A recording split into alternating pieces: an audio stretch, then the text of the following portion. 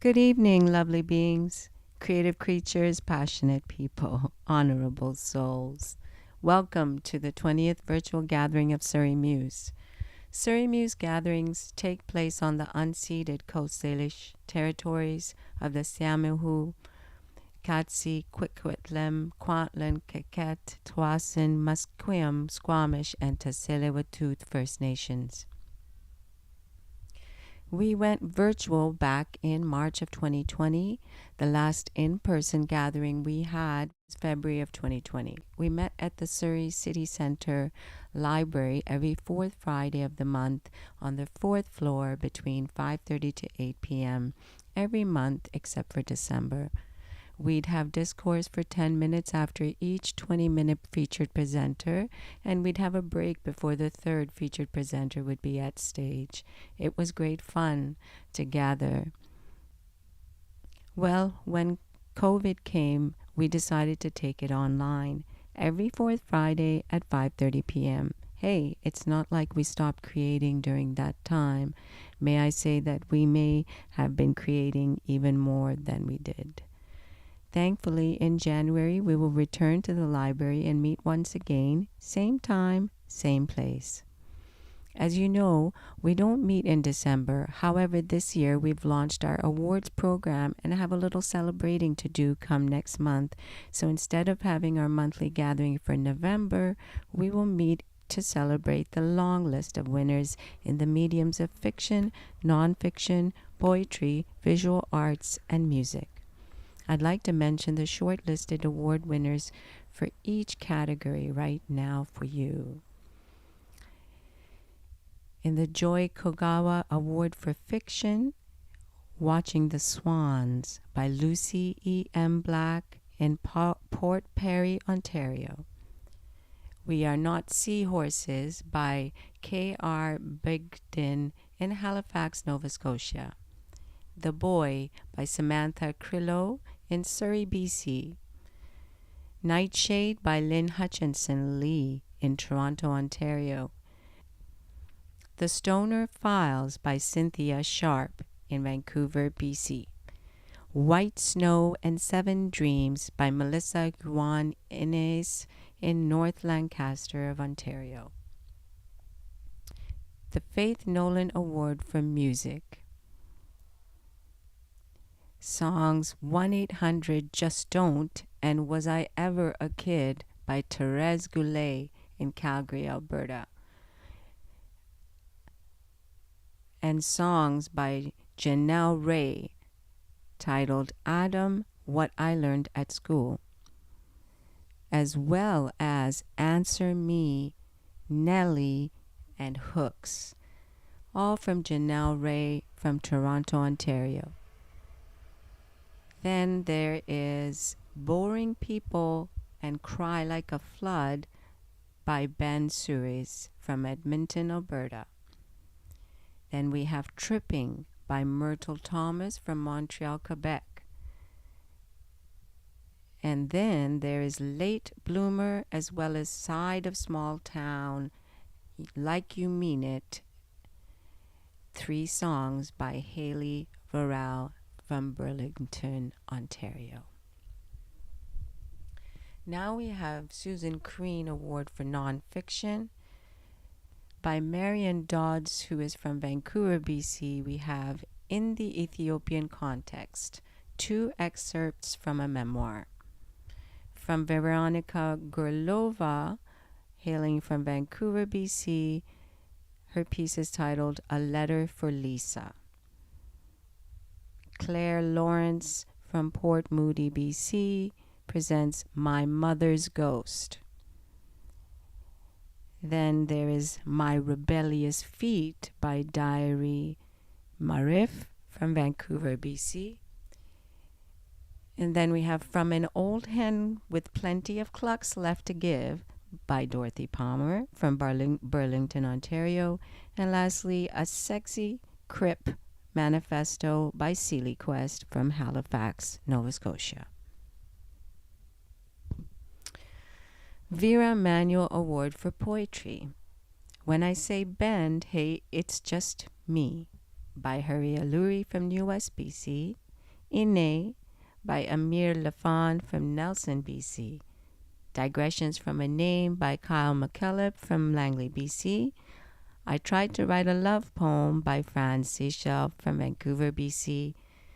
My Hand on the Altar by Cynthia Sharp from Vancouver, BC. And Face Like Ours by Hea Sheikh in Scarborough, Ontario. The Norval Morisseau Award for Visual Arts. We have Omokanye Adentona from Toronto, Ontario. Sina Cleve, Vancouver, BC. Henrietta Hall from Ottawa, Ontario. Tamar Hetean from Vancouver, BC. Offering from Kenzie Hosego from Calgary, Alberta. And from Elise Longair from Kingston, Ontario. We will properly celebrate the winners of the first Surrey Muse Awards program on November 26th, the Saturday, and the following weekend. We'll post it online if you miss it in person, but it will be at the Surrey City Centre Library, where we would be meeting and where we will resume to meet come January of 2023. Now, without further delay, our featured presenters tonight are author Claudia Cornwall, poet Heather Haley, painter Liz Toohey-Wiese, and emerging singer Zofia Rose. Please excuse any of my mispronunciations tonight. And now to introduce you to our featured author tonight, Claudia Cornwall. Claudia Cornwall is an author and a mentor who has published 7 books. Her title, Letter from Vienna, won the 1996 BC Book Prize for Nonfiction, while At the World's Edge was shortlisted for the City of Vancouver Book Award in 2011. The American Library Association's book list selected Catching Cancer as one of the best books of 2013.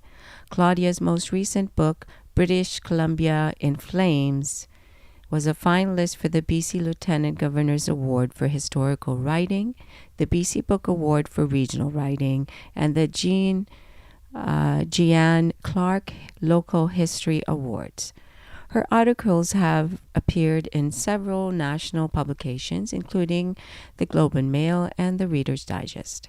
Claudia lives in North Vancouver and teaches creative writing in the Writer's Studio at Simon Fraser University. Visit her website at claudiacornwall.com.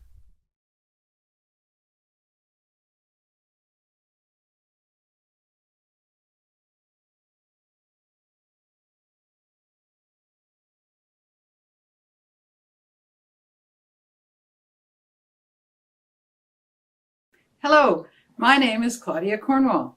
I want to thank you all for tuning in, and I want to thank Fozia Rafiq for inviting me to share some of my work with you on the Surrey Muse. I have been a freelance writer for many years. I've written over 100 articles and stories and 7 books.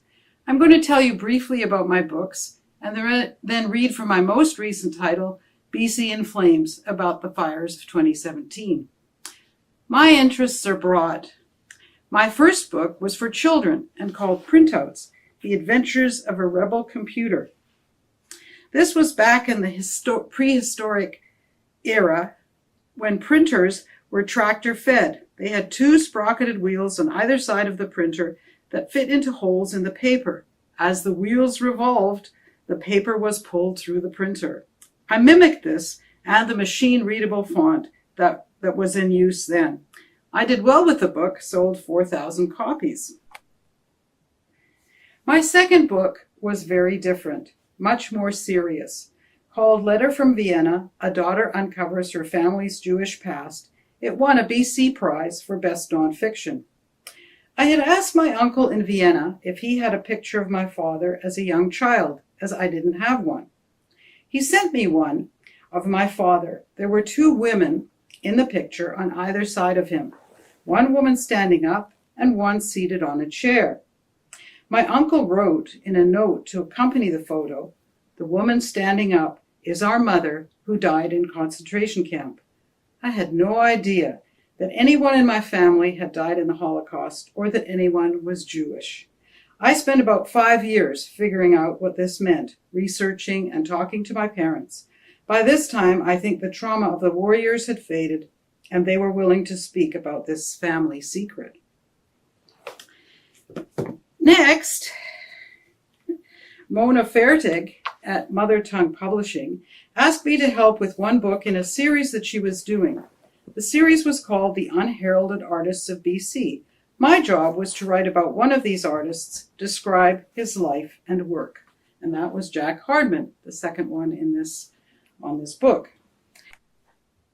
This led to another book for Mother Tongue Publishing, a biography memoir, At the World's Edge, Kurt Lang's Vancouver, 1937 to 1998. Kurt was a friend of mine, and I thought telling the story of his life would be an interesting way to learn about some of Vancouver's history. He had been a beatnik, a painter, a poet, a boat builder, log salvager, street photographer, fisherman, and finally, a high-tech entrepreneur. For the cover of this book, we used one of Kurt's photographs of Granville Street in the rain and photoshopped a picture of him into the scene. The book was shortlisted for a Vancouver Book of the Year award. Next was Catching Cancer, the quest for its viral and bacterial causes. This was the story of a medical discovery that some cancers are caused by infection. The researchers who proved this were ridiculed at first, but eventually won Nobel Prizes for their groundbreaking work. I was interested in their struggle and how you keep going when all the world thinks you're crazy. The research was good news because now you can prevent some cancers by having a vaccine to prevent the infection that causes them or use antibiotics to get rid of it. The American Library Association named this one of the best books of 2013.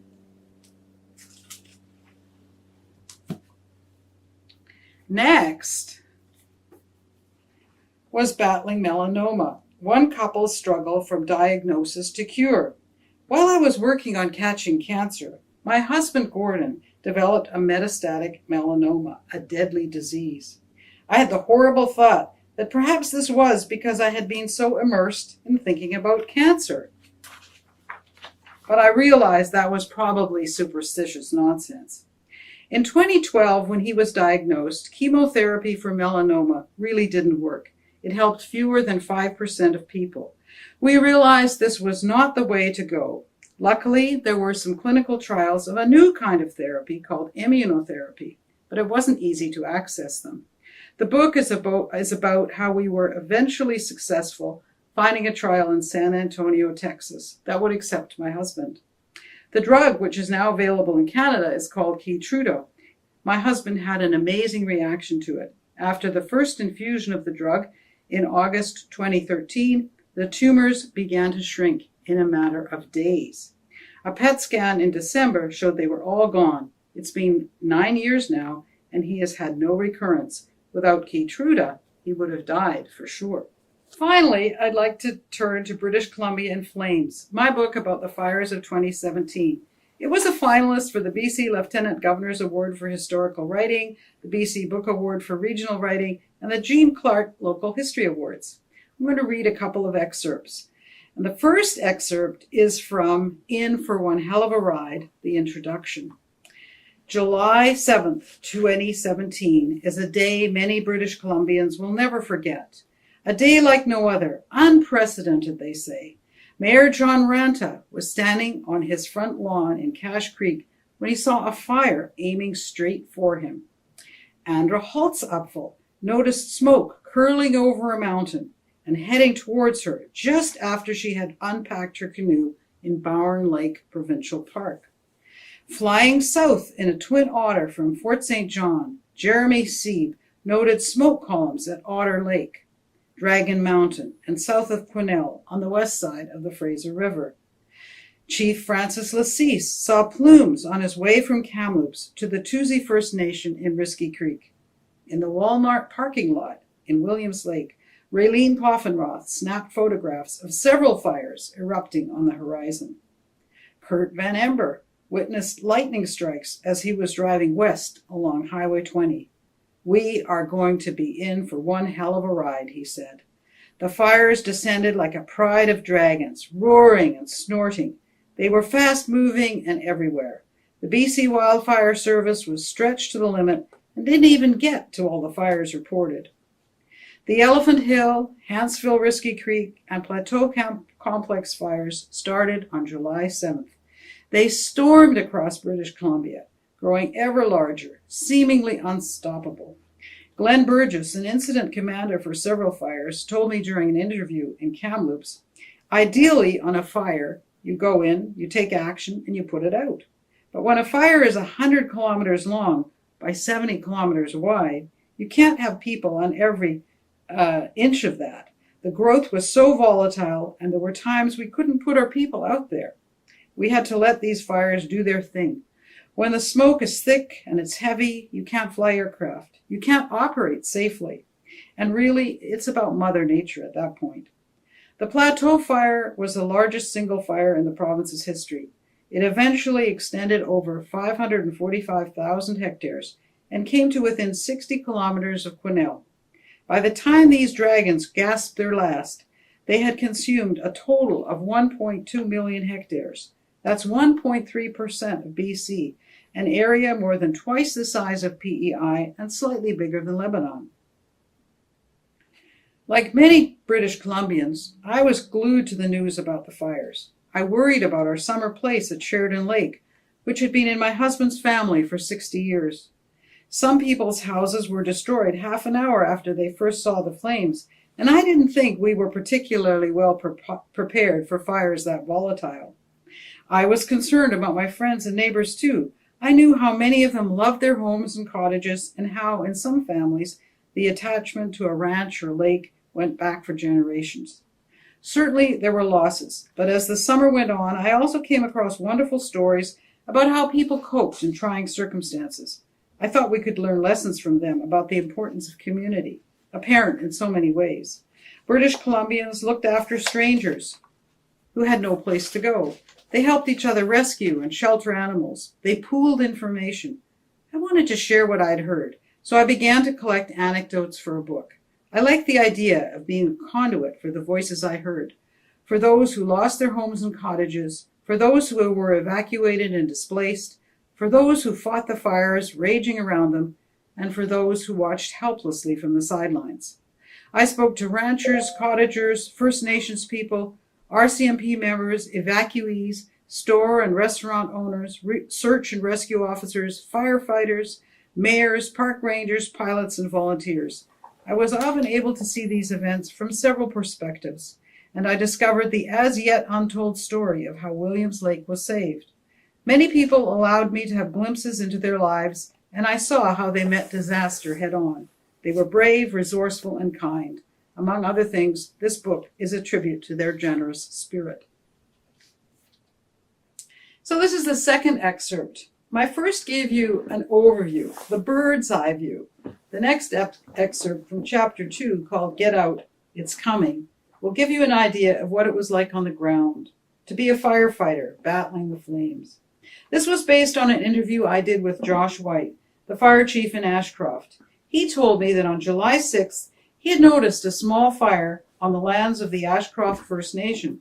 He had called BC Wildfire Service to put it out. None of his engines are equipped with a four-wheel drive, and the terrain was rough, so it seemed like a job for BC Wildfire Service. At first, they were successful, and then it's July the 7th.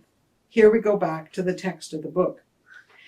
The BC Wildfire Service fights an average of 2,000 wildfires each year and aims to contain all of them by 10 a.m. the day after they are reported. It prides itself on succeeding with 94% of them. When Josh woke up the next morning, he looked south and felt relieved to see blue sky and not a whiff of smoke anywhere. At first, it seemed as if he had been part of another one of those success stories. But by 11 o'clock in the morning, the temperature had soared to 34 degrees centigrade, and the winds had picked up.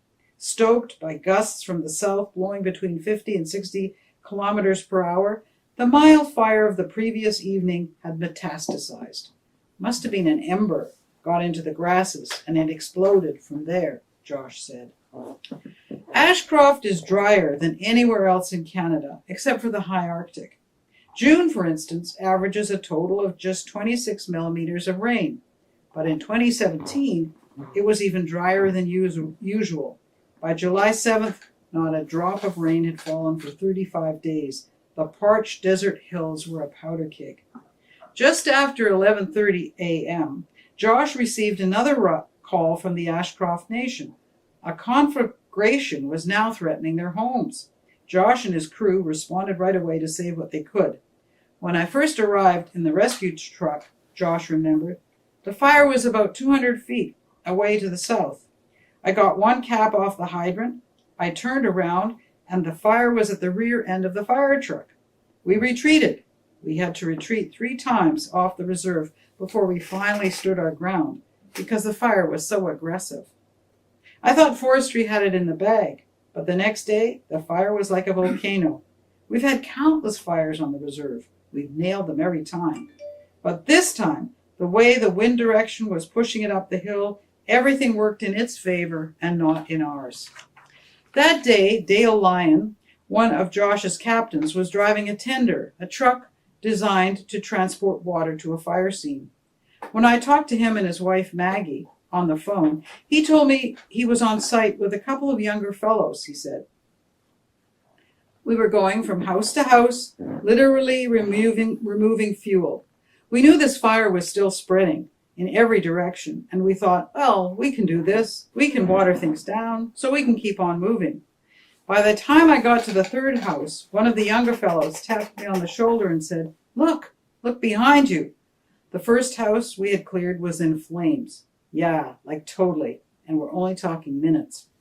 At that point, the BC Wildfire Service sent in air support, armed with fire retardant. The firefighters got on the ground, got out of the way, but their work was not done. Around 1:30 in the afternoon, Josh got a call from his fire dispatch in Kamloops. Bradner Farms, a dairy on the north side of town, was ablaze. Tanks of coolant were exploding, and a barn was burning. Apparently, about 20 people worked on the farm, and some of them had been trying to get the cows out of the burning barn. The cows are trained to go into the building and to be milked 2 or 3 times a day, he said. It's all automated. The cows kept wanting to go back in the building because it was milking time. How the people were faring was unknown.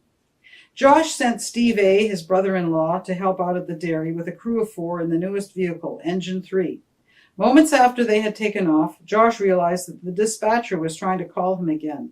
But by then, Josh said, a repeater site had burned up on the hillside, so now we didn't have radio communication with our dispatcher. I called them on the cell phone, and they said, pull your truck that just left out of there because it's dangerous. Everyone has reported out of the dairy farm now. Everyone's safe. Get your crews out of there. It's a real dangerous area to be going in. Right away, I tried calling them, the firemen on Engine 3, on the radio, but my repeater's down, so I can't talk to my crews either. On the top of the hillside, I looked up, and there's my repeater site on top of Elephant Hill. It's just a ball of fire. I'm like, okay, we've lost our radio communications. When I was on the phone with dispatch, I lost cell service too. I said, we've got to get those guys out of there. We've got to tell them. For Josh, this was the worst moment during the entire fire. I was afraid, not for my own life, but for my guys. I sent them down the road into goodness knows what, getting that call from dispatch saying don't send them in there, that place is a death trap, when I've already sent them, and then losing communications at the key moment as I was trying to call them was horrible. Josh and several other firefighters took off down Highway 1 to catch up with Engine 3. On the way, Josh said, we almost met our maker because some guy in a semi had dropped his trailers right there on the highway, and through the thick of the smoke, we couldn't see them. We came through the smoke, and there's this abandoned trailer. We swerved around it on a blind corner. It was a crazy, scary time. When Josh and the other volunteers reached the road leading up to the farm, the smoke cleared a bit, and they could see Engine 3 heading towards them. They made a good call, Josh said to me. We were happy to see that. So BC Flames is available on Amazon and in some bookstores. The Surrey Library has copies as well, both in hard copy and as an ebook. I also wanted to mention that I teach in the Writer's Studio at Simon Fraser. Each year I have a small group of students, 9 of them. My specialty is nonfiction, but other mentors teach fiction, poetry, and so on. The program goes from September to June, and in that time I see astonishing development and flowering of talent. If you are interested, you can check out the Writer's Studio Creative Writing Certificate. If you have any questions for me, you can contact me through my website, claudiacornwall.com. Click on the Contact Claudia button to reach me. Thank you for tuning in.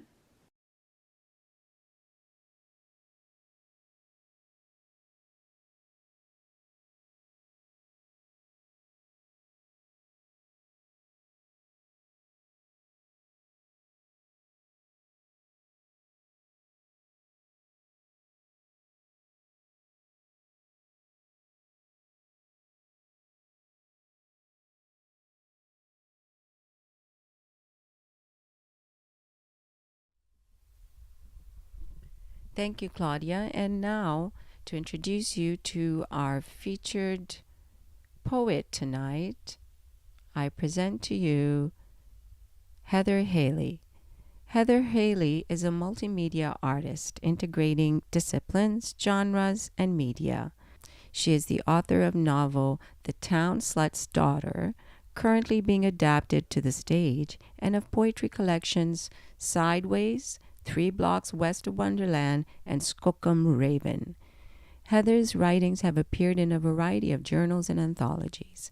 She was poetry editor for the LA Weekly and the publisher of Edgewise Cafe, one of Canada's first electronic literary magazines. Heather has directed numerous video poems that became official selections at dozens of international film festivals.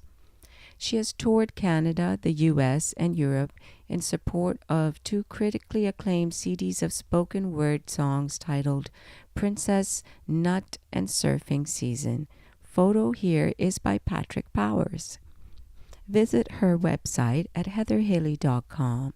Find her on Facebook, Heather Susan Haley, and on Instagram her handle is Media Poet.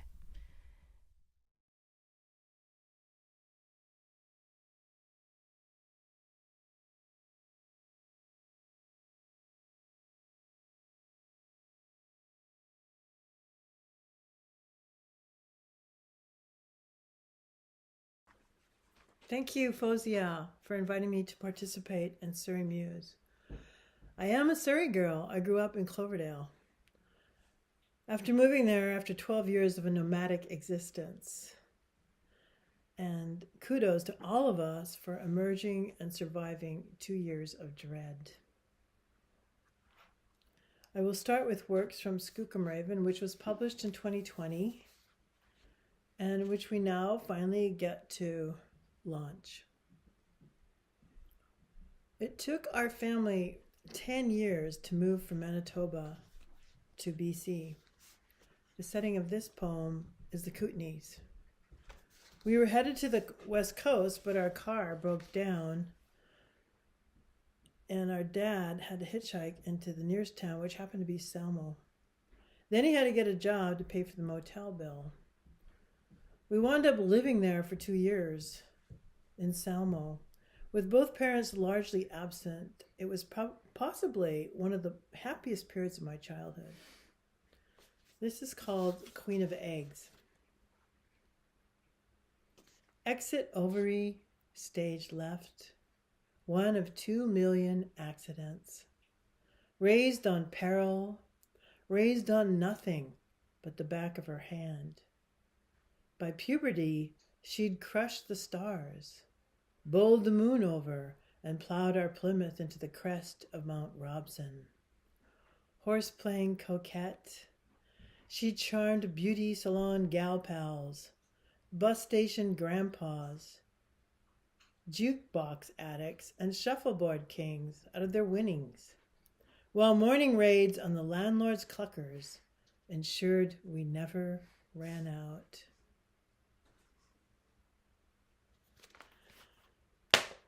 So, speaking of life in the 21st century, This next one is new, somewhat new, and will be coming featured in my forthcoming collection. It's called Ask Alexa. I will never leap off a high diving board. I am not a strong swimmer. Still, I get into my car every day and drive to work. Some mornings it occurs to this chump that I should be terrified after enduring catastrophic collisions, but once recovered, I crawl back in, just as I fall in love, though my girlish heart's been stomped myriad times. Courage or folly? Ask Alexa, or as the meme goes, Alexa, turn my feelings off. I must overcome the inclination to cling to the bad, my bad. For no matter how bad bad is familiar. I must spurn the allure of rot, resist the urge to explain. I must dig out of this black hole, hand-built grave, hell on earth. I must repudiate the absolutist, soul-jarring proclamations, disable all that is wrong with me. Right, Alexa? If only someone had those answers.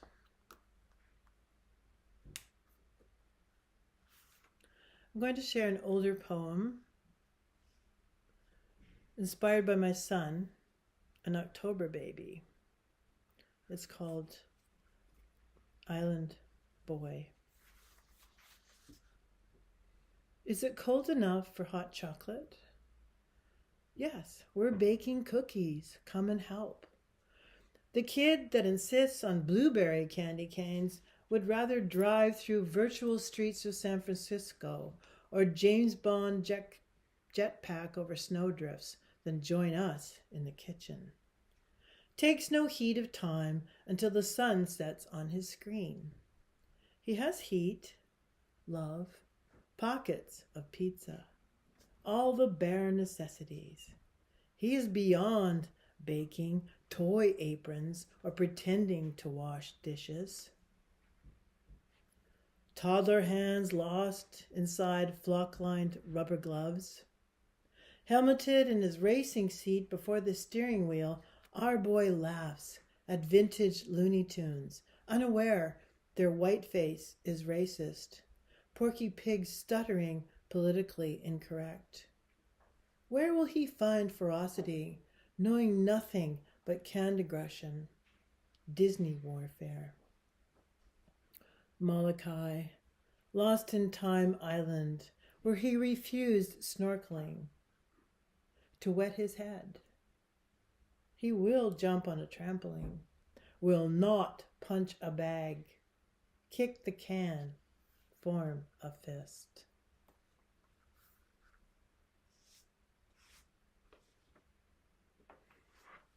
It's safe to say I misspent my youth in the Hollywood punk rock scene. Thusly, I have some LA poems. And this is called 3 Blocks West of Wonderland. It's the title poem of my collection.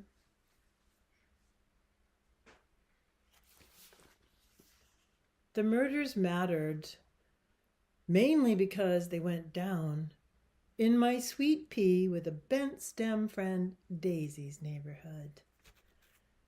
We could be sisters, sharing obscure origins in La Belle province. I foisted, Daisy adopted, blossoming into a blonde Jewish princess, beguiling kook, fatal Brooklynese accent, 2 transplants to Los Angeles. I dipped in Silver Lake, solo act, Daisy regal atop Lookout Mountain Avenue, 3 blocks west of Wonderland. Aspiring director boy toy in tow. No gun clubs on their map of LA. Litterbox kitties safe from coyotes, rabid coons, Leary elk-hounds patrolled the property. One morning, LAPD prodded creeping sage ground cover. Rats? No. We're searching for body parts. Clues. Wonderland, the movie based on a true story. Val Kilmer still too hunky to play geeky John Holmes. Decidedly Joe Blow as appearances go. Might explain his appeal, though. Every man identified, despite the grotesque cock. Coppola wannabe split. Mattress and pillow a prairie of down. Daisy but a Colt 45 to dream on. Statistics, shemistics. She had a plan to scare off intruders, to shoot up into the rafters where her petrified red rosebuds hung.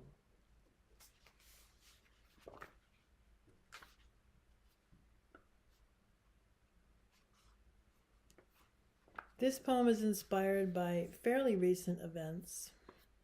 It's called Freedom's Just a Word. Neither winter nor crumbling highways will impede certain truculent truckers transporting empty containers, fueled by misguided millions. American aping, peripheral neo-Vikings, off to vanquish snowflakes, smash Ottawa walls beneath a shape-shifting banner. Freedom! Machinery as weaponry mission, blind to delusion, roadside placarded converts eagerly buy their cheap wares. Infodemic intrudes yet again, via global eternal news. Warring and impotent memes. By now, I have moved past fear. I am confused, though. When did the chasm's maw yawn so widely it swallowed all reason, humanity?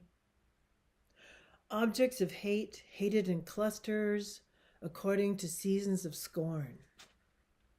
Or whichever clever derision becomes most click-worthy. But first, tea. I put on the kettle, sock-footed and well-flanneled, crawl into bed, grilled cheese sandwich in hand, ooze soon meeting the comforter. Chamomile lulls angst, outrage, a little. I poke my head outside to meet the weather, to breathe. Night, sky, a device, replete with luminous constellations, lunar phase applications, and bats, free as birds. I don't often pen politicized poems, but I was, extremely pissed off. I have friends that live in Ottawa. Some of these next verbal riffs about fleeting attractions are appropriated verbatim from a column that used to run in the Georgia Strait called I Saw You. Girl reading a book, long yellow scarf. Big black SUV, Grace on wheels. Born a ginger, I could tell. Crushing. Psych night. Passing in the rain, dark hood and jeans. Cursing myself, should have got your number.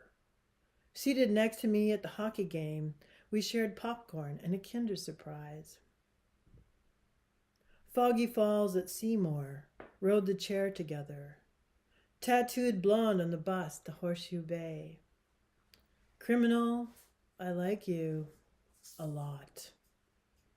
Teacher in Surrey, living in van. You had a giant bottle for making mead. Whistler gondola, Saturday morning. Still embarrassed by my runny nose. You asked if I knew of any liquor stores open past 6 on Sunday. Hottie tequila boy, working the front desk. SkyTrains downtown with their soil erosion papers. So gorgeous, I couldn't get up the nerve. Cowboy in white hat driving white Corvette. Yaletown brew pub smiles. Mountain biking, tennis court, pit bull, Sunset Beach at sunset. I saw you.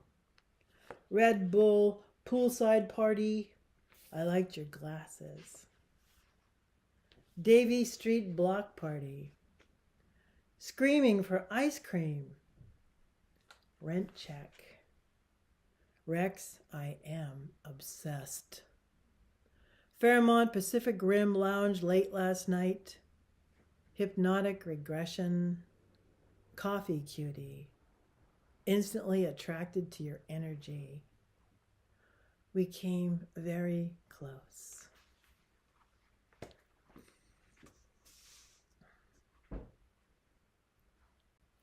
I think we're all not so secretly voyeurs.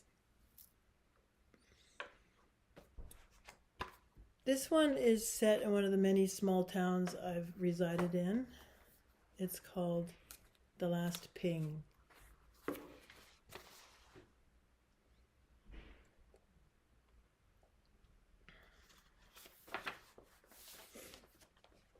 After the girl is gone, long gone, out of character, statistical, presumed dead, the verifying department hops to, sniffs out the revelers, especially the life of the party. His liquid engine of beer, anyone with information. To confirm names and addresses, substantiate stories. They watch your gestures, read your face.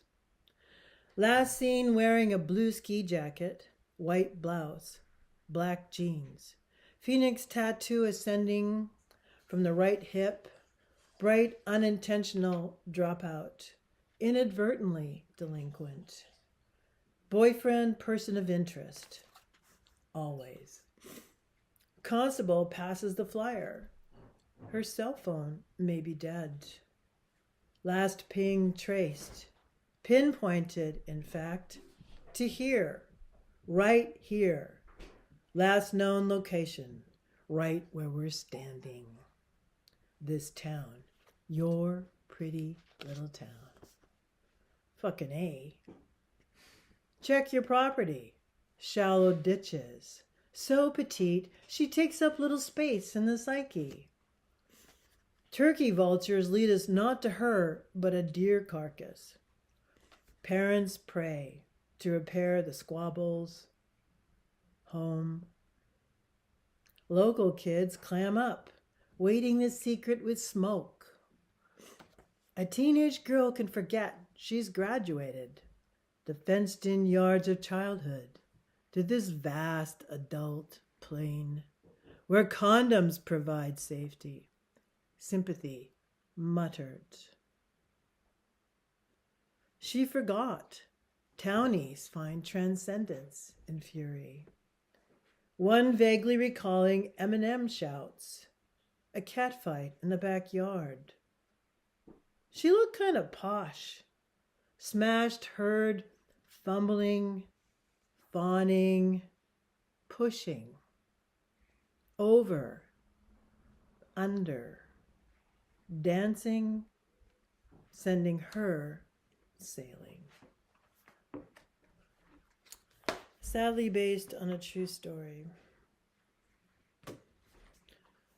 I used to consider this next one a love poem, but I've come to realize it's really more about boundless human desire.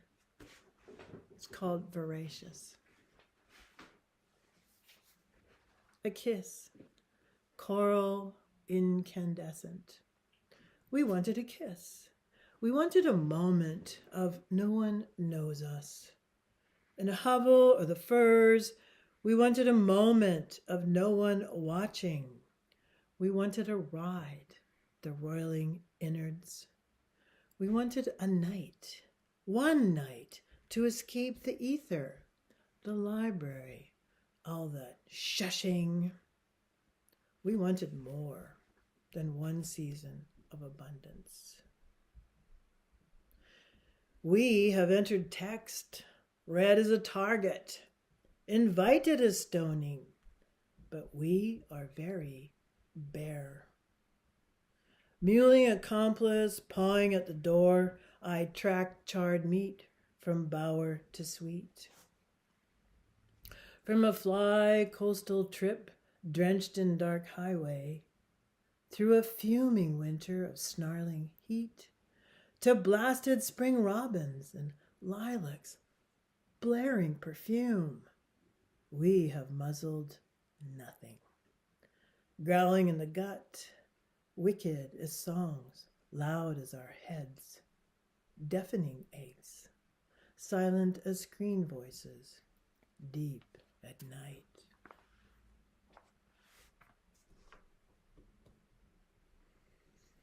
A reviewer observed, is there anything more profoundly human than the universal feeling of wanting or craving something?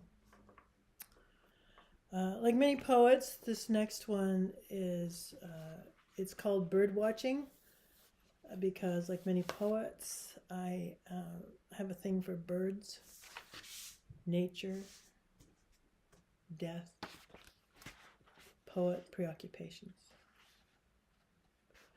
Binoculars resting on the sill blackly inveigle us to look. The luxury of observation, rackety silk, cotton sheets abuzz. I sleep with a mad bomber in a bed too narrow to contain explosives. Eroding acres encroach shores of receding flesh. Grip off, I watch elfin hummers amuck. Flap happy mallards swarm a blustery afternoon. Recall bionic gunrunners, East Van, first day back from Gangsterland. Recoiling at the forecast, I'd fled, cramped in a compact car, a woman piloting the wife at last. Blindfolded against his scrutiny, foiling implicit shame, I skirted roadblocks, sculpted my spine straight, forced it to withstand gales, tolls. Lousy steward, I dropped the argillite raven. Gleaming abalone eyes divided, I slapped my back with hot plasters so it might bend when necessary, fit inside. When will listening reveal the shape? When will seeing decode the trick?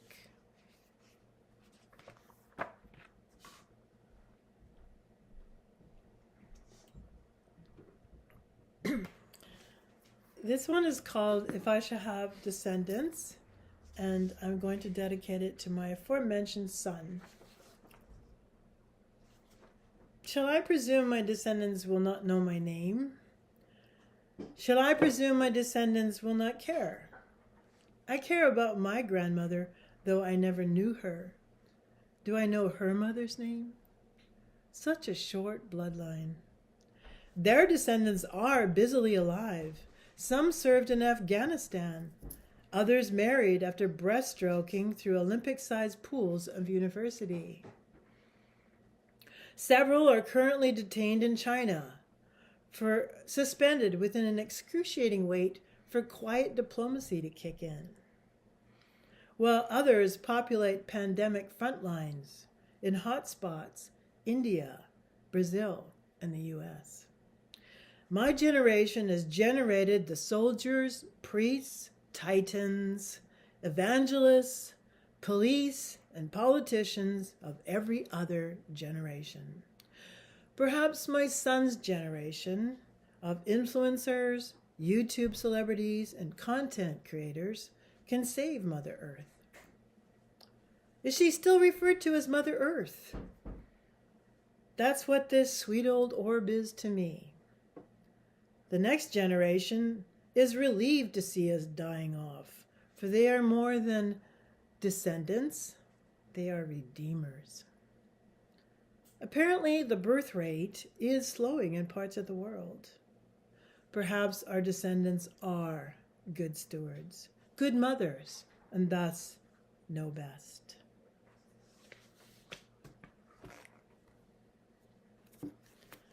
I'm not sure this next poem was exactly prescient, but I did write it before the pandemic struck. It's called Immune. Let us skulk, spoof, touch wood. Our lark is long overdue. Though rain must intervene to doctor numbness, float the islands, drown ticks and cigarette butts, let us linger, ponder, graph. So much garbage. Deaf German shepherd hears malice. Medicine arrives, post dumpster. Mercy, too late and garbled. Let us sit and watch, chart the tormentor, his poison aim. Undiagnosed, diabolical, sick puppy. We are immune. We must imagine fear. A wolf at the door, one prick at a time. Let us stop, think, for beatings, stabbings, a storm of rattling sabers remain the healthy status quo.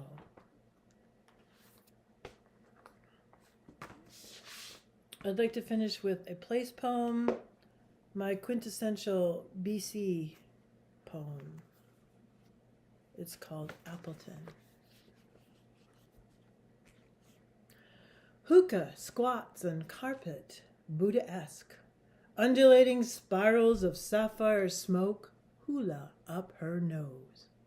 That buzz that slows your blood, calls you back to bed like a lover, soothes your inner asshole. BC bud, best bud in the world, worth risking jail for. High-resolution satellite images, narcs warrant executed Tuesday, grow up rated Wednesday, dozens of firearms, 5,000 plants, big bust for a small town. For export, for sure. Cultivation facilities dismantled. Straight people relieved. Green Party over. But Zoe cried. It was the best job ever. Dope dealers pay well. Her boyfriend sold product at school. Their responsibilities included digging a tunnel under the border, blaming black fingernails and muddy jeans on dirt biking at the gravel pit. Parents were shocked. We thought she was on Messenger, chatting. We thought he was on the internet with her. Boy's father chiding, it's Appleton, son, not marijuana-ton. Obviously written before legalization. Thank you.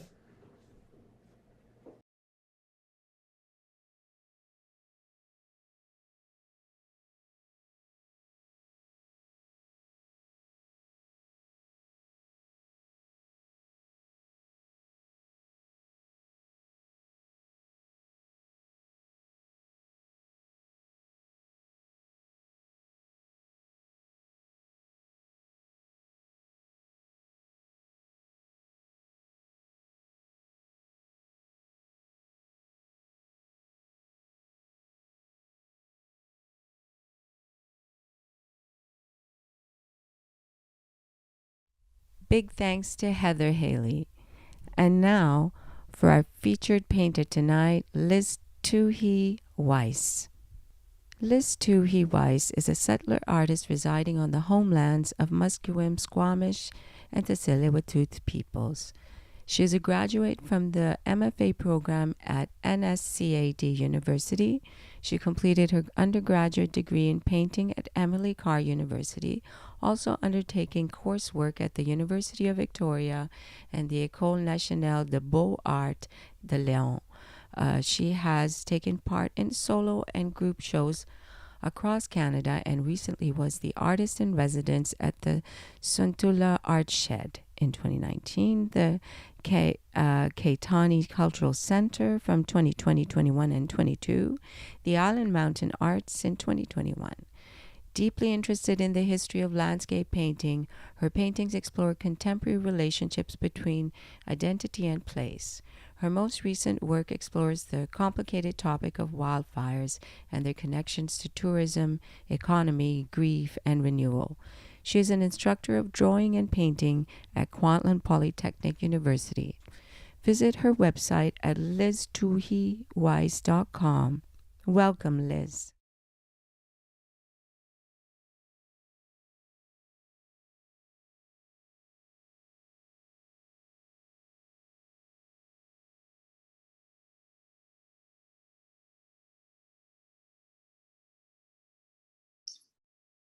Hi, everyone. My name is Liz Toohey-Wiese. I am speaking to you today from the unceded and ancestral territories of the Musqueam, Squamish, and Tsleil-Waututh peoples on what is known to settlers as the City of Vancouver. I'm an artist and an educator. I teach drawing and painting at Cornwall Polytechnic University in Surrey, BC. And today I'm going to be speaking about various facets of my art practice. Specifically, I'm going to be speaking about two bodies of work that run concurrently in my studio practice these days, and where each body of work came from and the ways in which that they are overlapping now.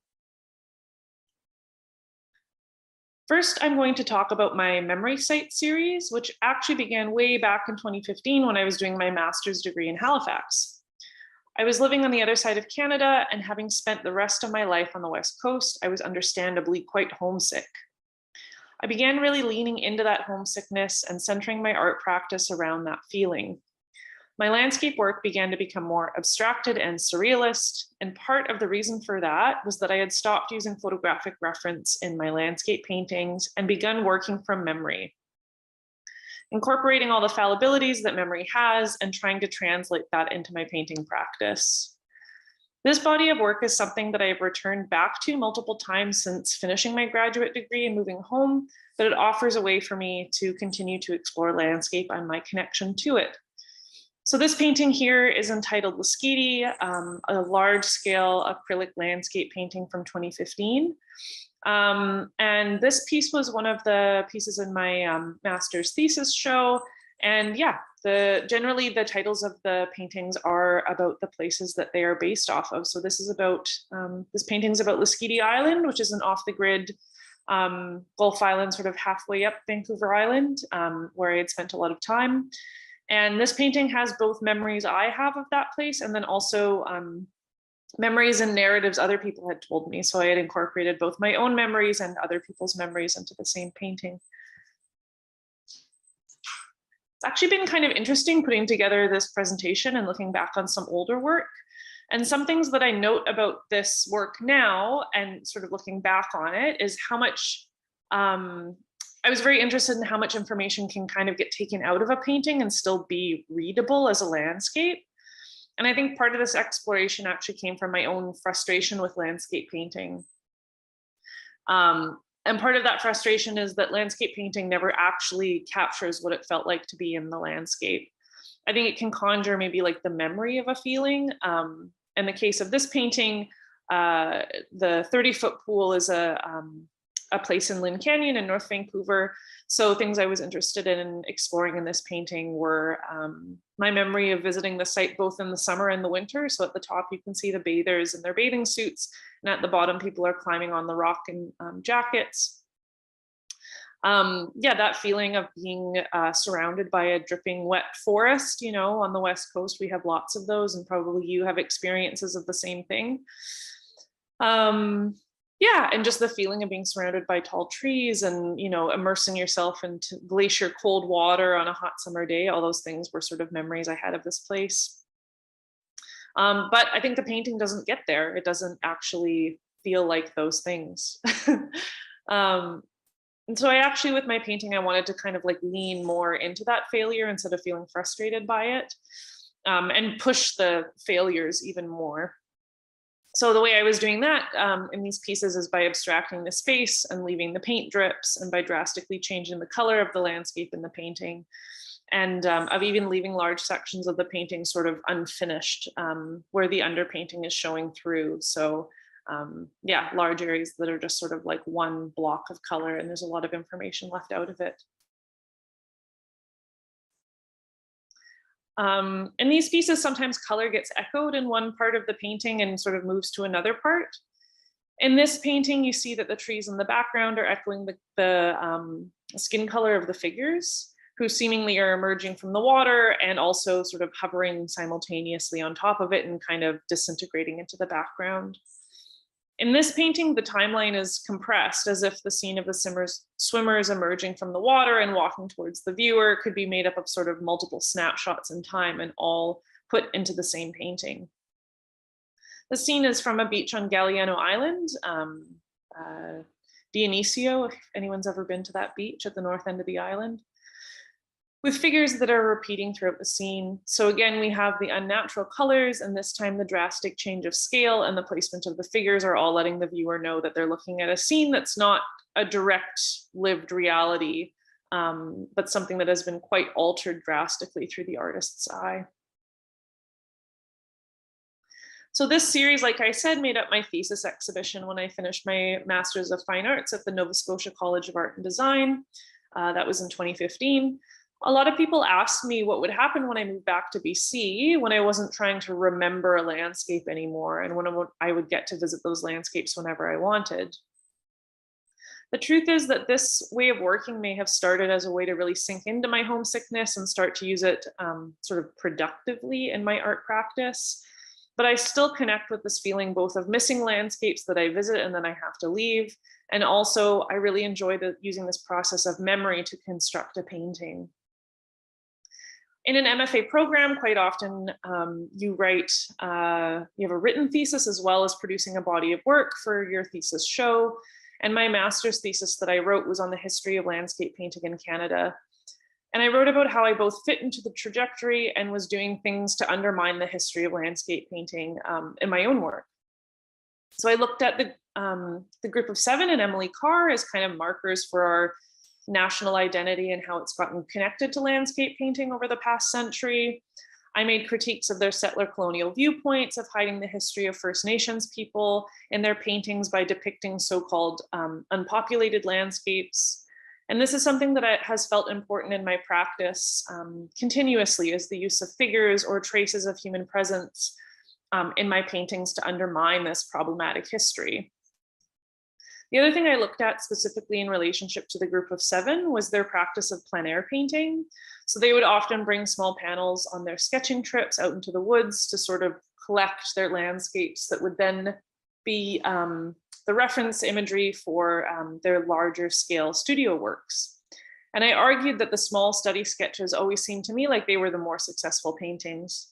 That these pieces were made while they were immersed in the landscape, and that something always got lost in the landscape paintings that were made back in the studio. And again, so my practice is attempting to accept these failures and try to use them productively in my landscape paintings by abstracting spaces further and making more imaginative landscapes. And I think the other thing that happens in this body of work with so much detail left out of the paintings is it's actually easier for the viewer to insert themselves into the work. I've heard multiple times viewers say like, oh, that reminds me of Ontario. Oh, that reminds me of New Zealand. Oh, that reminds me of Cape Breton. And those aren't the places I'm depicting, but I realized in making this body of work that though the pieces are specific memories of specific places with specific people for me, the viewer can't connect to those memories. They don't have them, only I have them. So they'd rather relate to a place that they've been to. And I think through abstracting the landscape, that's something that can happen for viewers. So like I said, moving back to BC, I have found this way of working still a very fruitful way to process landscapes in my art practice. So I've continued to work in this way in the years since moving home. So I'll describe a little bit more in detail and show you some of my process with a more recent version of this type of painting. So I begin my pieces from working working from my imagination and from my memory, and I don't use photographs. So the first step is I make sketches, just pencil sketches, where I'm trying to fit multiple memories or multiple scenes into the same painting. In this one, you also see there's basically 2 iterations of the same scene.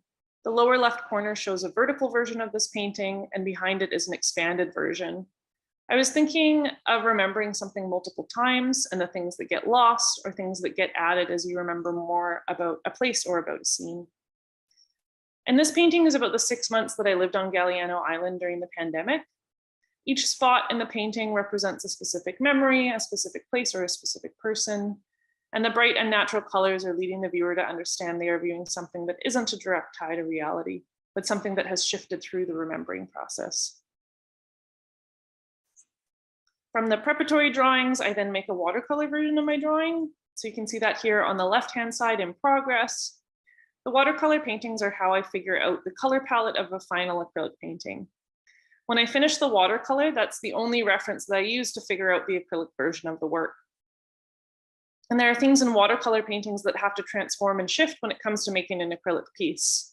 There are things watercolor paint can do that acrylic paint can't do, and vice versa. So there's a lot of like translation that happens in every step of the painting.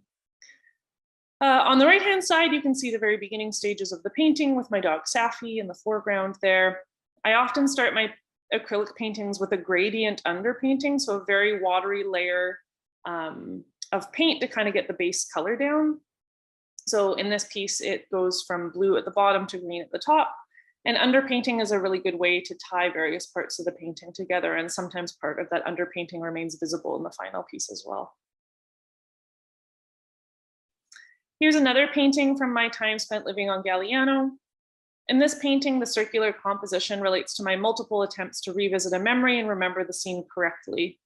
In the end, I couldn't decide on the perspective I wanted to show the scene from, so I incorporated the 2 perspectives into one painting. The top half views the scene from behind, and on the bottom, the viewer is looking at the scene from in front of the figures. Often in these paintings, the viewer takes a sort of omnipresent view, hovering over the scene and viewing from a perspective that humans can't really have. And this is borrowing from Renaissance art and religious painting, where often the viewer sees multiple narratives in the same scene. Or my friend also calls them, these paintings, my Where's Waldo paintings. This is my most recent painting in the series, which depicts sites in the town of Wells, BC, where I did an artist residency in the summer of 2021. In this painting, working in the same way with the preliminary work of making sketches from memory, constructing a watercolor painting, and then using that watercolor painting to work on the final version is how I worked on this piece for the first few months.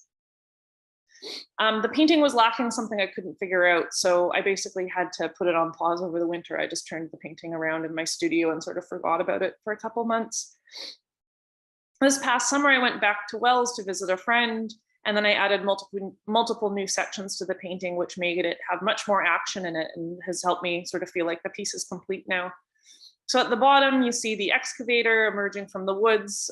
This comes from my memory of helping my friend fix his heavy equipment. And on the top, you can see a tree on fire releasing its smoke into the air. During that visit, we were driving around in a thunderstorm and we witnessed a lightning strike a tree and then the entire tree go up in flames like a candle. In this painting, there's a lot more detail than in most of my other paintings in the Memory Site series, especially the earlier work that you saw. In this piece, I did incorporate photographic reference as I worked on specific parts of the painting, like the foliage of the fireweed and the details in the sunset landscape, while other parts of the landscape remain drawn solely upon my imagination. Here's some specific scenes from that painting. And the final square there on the right will lead me into my next body of work, fire season. You may have noticed in the Memory Sites paintings, there's often a fire somewhere, campfires, bonfires, or wildfires. Wildfires began becoming a focus of my work in 2018 after the summer of 2017, when wildfire smoke drifted into the city of Vancouver for weeks on end from fires in the interior and the Chilcotin areas of our province. Partially a way to make sense of what seemed like a new reality, I wanted to process my anxiety around this change to our seasons in the province. So this series I call Wildfire Tourism, and it uses tourist slogans on top of paintings of wildfires. Wildfires are this topic which encompass a number of complicated issues to do with landscape, the connection to climate change, to economy, in BC, the connection to forestry and to tourism, and also to our sense of national identity and how wrapped up that is in landscape and forests. All these things are topics which I think I get to touch on with this series of work. In these watercolor paintings, I first project the text onto the paper and lightly trace it out before I begin painting, so I know the areas that I will have to avoid so that the text will still be legible. With my watercolor paintings, I try not to put on more than 2 layers of paint on any part of the painting so as to maintain the luminosity of the paper in the composition. Generally, I start by painting in the darkest areas first, sometimes using India ink to get the darkest blacks in my piece, and I work backwards from there. In the fire especially, I paint it last and am very careful to use vibrant colors in those areas to really make the colors pop. These text slogans become slightly tense, slightly funny, slightly dark, with these images of wildfires below them. One thinks about who these slogans are pointed to when printed on a postcard and sent to a loved one back home. But what if these slogans were pointed to the landscape itself? In this piece, the image was pulled from a news report in 2018 of a fire outside of Soyuz, and I generally pull these images from either historical archives or media reports on wildfires. I think there is always something very alluring about these images, and I think people respond to that. They are beautiful, but they're frightening at the same time. The philosopher Edmund Burke would refer to this as terrible beauty, which was his definition of this term, the sublime. This topic is something that has been explored throughout the history of landscape art, images of glaciers, rock slides, waterfalls, storms, raging rivers, and so on. The artist is depicting these events from a safe distance, and the viewer gets to look onto these scenes with awe and reverence without any danger of being swallowed up by these natural disasters. I think wildfires too are a stunning example of the sublime. Humans are drawn to fire. Our entire human evolution is based on our ability to harness fire, to both cook our food and keep ourselves warm. And even in our modern day and age, we gather around it in reverie when someone lights a campfire. These tensions are something I think about in my practice. We have a very complicated relationship with fire. Multiple readings can go into these images. Who is being asked to come back soon? The tourist passing through the burning landscape? Is the forest being asked to regenerate after the blaze? Or is the fire being invited back into the landscape? With each of these pieces, they exist both as paintings, as well as I've had them printed onto postcards multiple times and give them out to gallery attendees at art exhibitions. The viewers then send these postcards to friends, and the images get disseminated even further. The conversations I have had around this work continue to motivate me to make work about wildfire, and I've been focusing a lot of my practice on this series over the last 3 years. This piece also became an installation on Highway 97 north of Vernon, where I was living at the time, undertaking an artist residency at the Kitani Center. I saw a blank billboard for rent with a phone number on it, and I knew that I had to install my painting. Without any further explanation or my artist's name or contact information, I hoped the billboard would draw questions from the passing motorists. Would they assume that BC Wildfire Service had installed it as a public service announcement? Come back soon might be a sign one might see leaving many small towns in BC, but the image of the inferno under the text draws attention to this invitation. So this piece was installed from September 2020 until March 2021 for about 6 months. My own interest in wildfires has led to the publication of 2 artist books called Fire Season. My collaborator, Anne-Marie Abbott, and I created a website and an Instagram account early in the summer of 2020 and sent out a call for submissions, sending postcards to individual artists and writers and academics who we knew to ask them to submit to our project.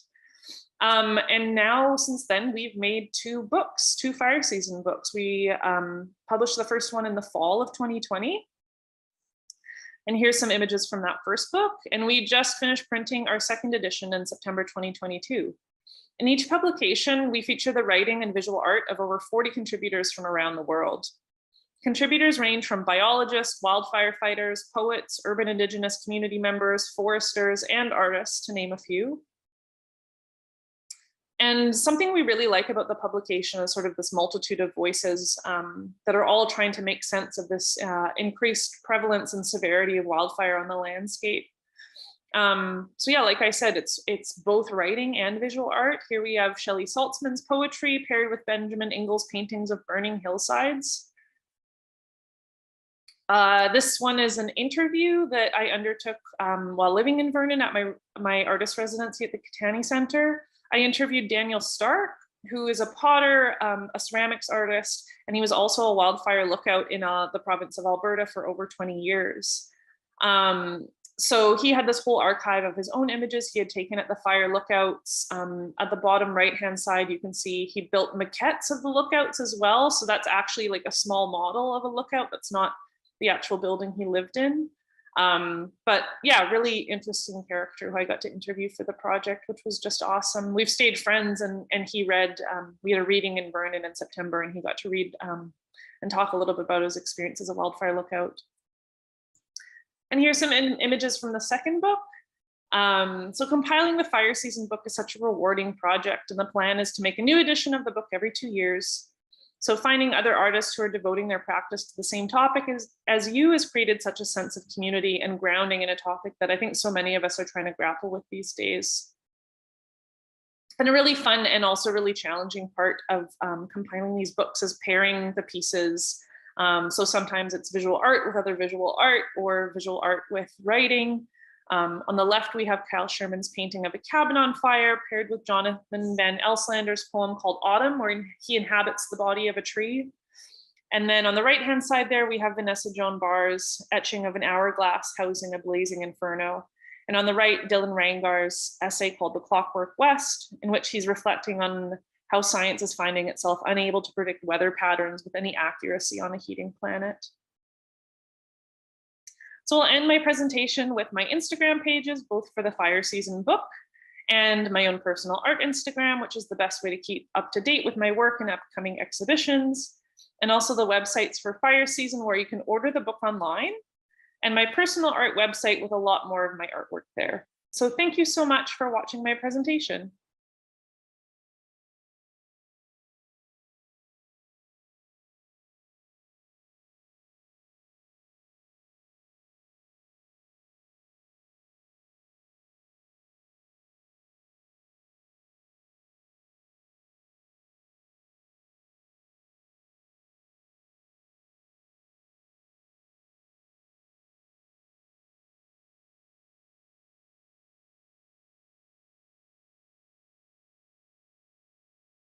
And now, featuring the emerging singer, Zofia Rose. Zofia Rose Mosaic is a Polish and Dakai First Nations singer, songwriter, and poet. She resides in Vancouver on the unceded territories of the Musqueam, Squamish, and Tsleil-Waututh peoples. She is a slave to the Muse, currently releasing her first EP and working on her first poetry manuscript. A graduate of the Writers' Studio at SFU, her poetry has been published in Event, Prism, Room Magazine, and Salt Chuck City Review. She can be found performing in various festivals throughout the years, such as Talking Stick, Surrey Muse, and Vines. Welcome, Zofia Rose.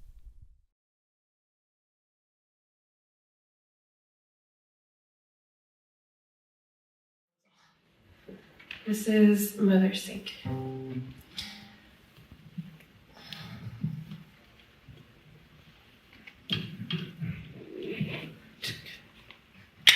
Sorry.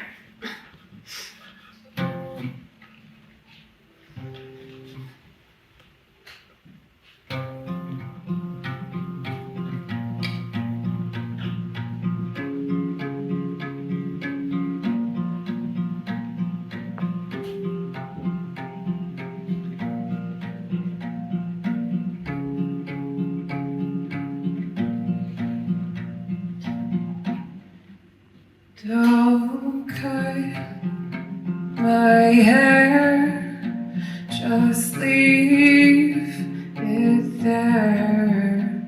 Don't stop and stare, pretend to care. Don't take my hand and walk away. mother's sake, for my grandmother's sake, for my mother's sake.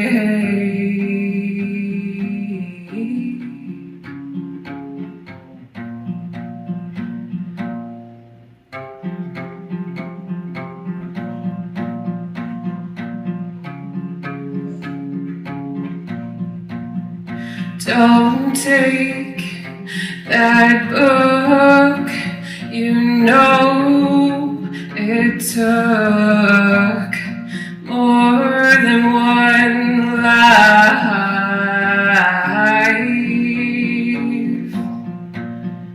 My breath belongs to sky, my bones belong to earth. Bury your judgments, not our children. Burn your pity, not our bodies. Douse your hatred, never our resilience. For my mother's sake, for my grandmother's sake, for my mother's sake.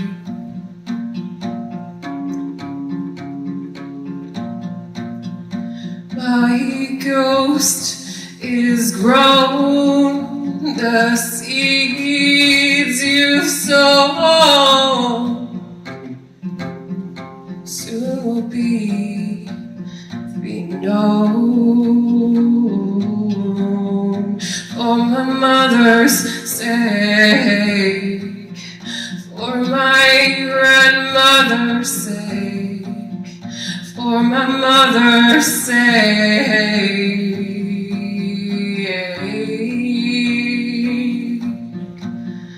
for my mother's sake. Don't take my hand, just stay away from me.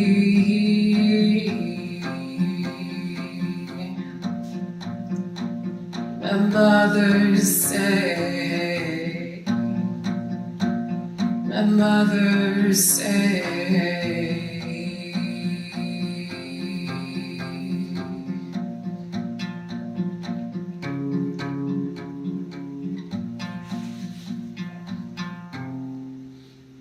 Merci, ciao.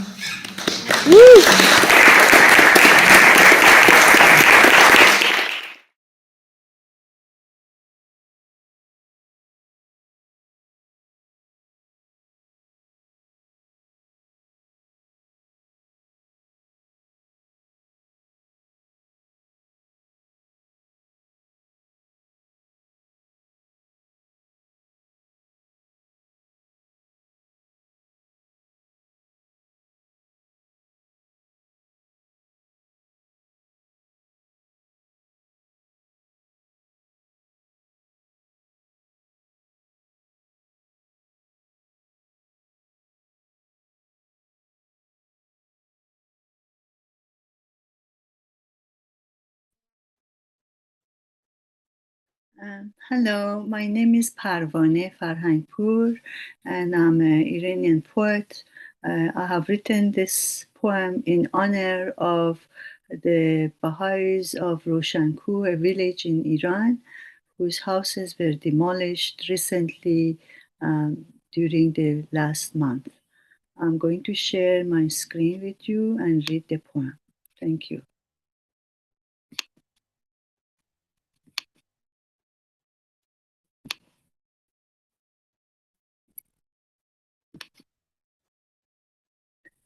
Invasion, Roshankoh. A sunny, quiet day, a humble village in the north of Iran. Sudden harsh noises shake the curtain of silence. Black shadows appear on the horizon.